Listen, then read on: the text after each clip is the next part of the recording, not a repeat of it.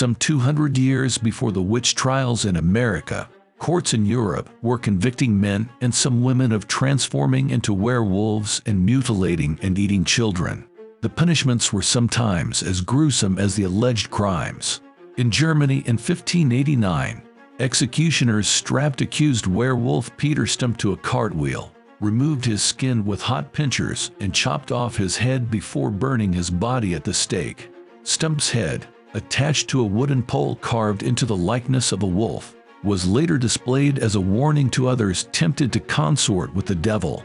Werewolf trials took place in parts of Europe throughout the 15th, 16th, and 17th centuries, driven by superstition, religious and political clashes, and the desire to find scapegoats for harsh conditions. Many of the accused were beggars, hermits, or recent émigrés to the areas. Many confessed to being werewolves and committing heinous crimes, but only after being tortured. Historians suspect some suffered from delusions or weren't intelligent enough to know what they were admitting to. A few may have been actual pedophiles or serial killers, but the historical records are fragmented and exaggerated. Centuries later, it's difficult to untangle folklore from real evidence or what people believed to be real at the time. The concept of humans transforming into wolves goes back millennia. In the Epic of Gilgamesh from Mesopotamia in 2100 BC, the hero abandons a love interest when he learns that she turned an ex-lover into a werewolf. In Greek mythology, King Lycaon of Arcadia tests Zeus' omnipotence by feeding him disguised human remains and is turned into a werewolf as punishment.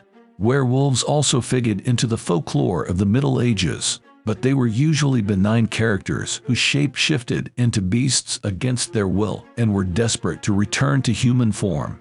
Charges that real people could be menacing werewolves surfaced as part of the witch trials that swept through parts of Europe in the 1400s. Officials in the Valais region of Switzerland conducted large-scale prosecutions, blaming witches for crop failures, lameness, blindness, infertility, and impotence, as well as adopting wolf forms and mutilating cattle. According to some accounts, several hundred men and women were convicted and burned at the stake in Valais starting in 1428, often with a sack of gunpowder around their necks. Any land they owned automatically transferred to the local vassal of the king, which may have spurred the accusations. From the Alps, werewolf prosecution spread to Franche-Comté in Burgundy, a densely forested area where villagers and livestock were easy prey for actual wolves. There, as elsewhere in Europe, political and religious upheavals heightened tensions, and Christianity was struggling to overcome regional pagan traditions, making fertile ground for fanciful accusations. In 1521, inquisitors appointed by the Pope presided over several trials of alleged werewolfery. Two shepherds, Pierre Berget and Mikkel Verdun, confessed to making a pact with the devil in exchange for food, meeting with a man in black who gave them an ointment that turned them into werewolves, then attending midnight witch gatherings and hunting and eating children. Both were convicted and burned at the stake, along with a third who refused to confess. Contesting the church's authority, the secular parliament in Dole soon took charge of werewolf prosecutions, at one point encouraging citizens to assemble armed with clubs, halberds, pikes, arquebuses, and other cudgels, to hunt down the named werewolves where they might find, catch, shoot, or kill them.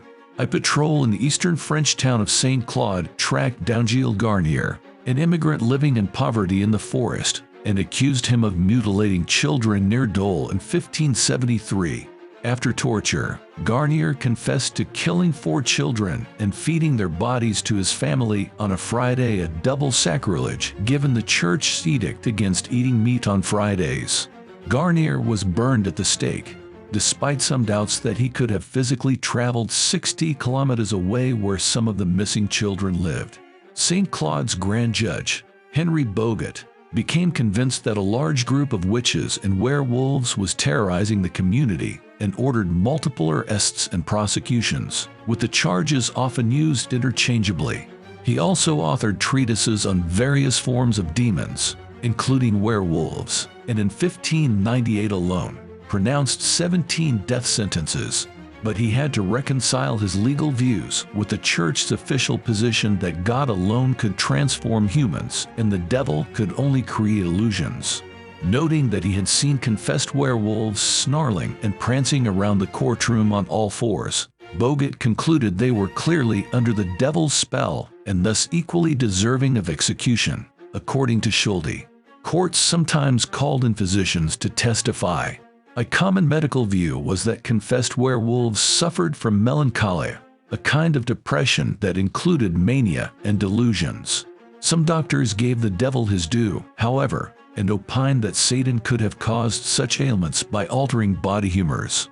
Modern medical experts theorize that some accused werewolves could have suffered from porphyria, which causes sensitivity to light, reddish teeth, and psychosis, or hypotrichosis, a hereditary condition that manifests in excessive hair growth.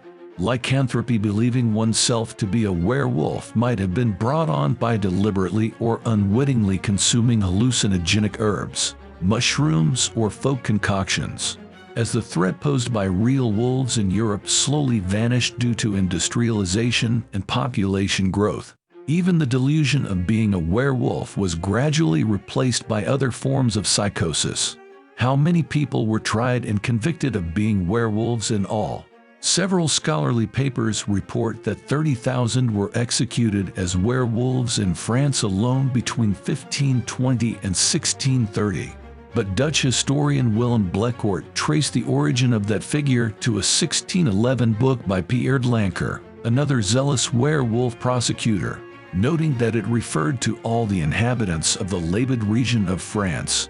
That's because Lanker believed that every family practiced witchcraft in some form. Blecourt concludes, the total number of prosecuted werewolves in Europe probably did not exceed several hundred. So, if you found this video interesting, please leave a comment and subscribe. We'll catch you next time.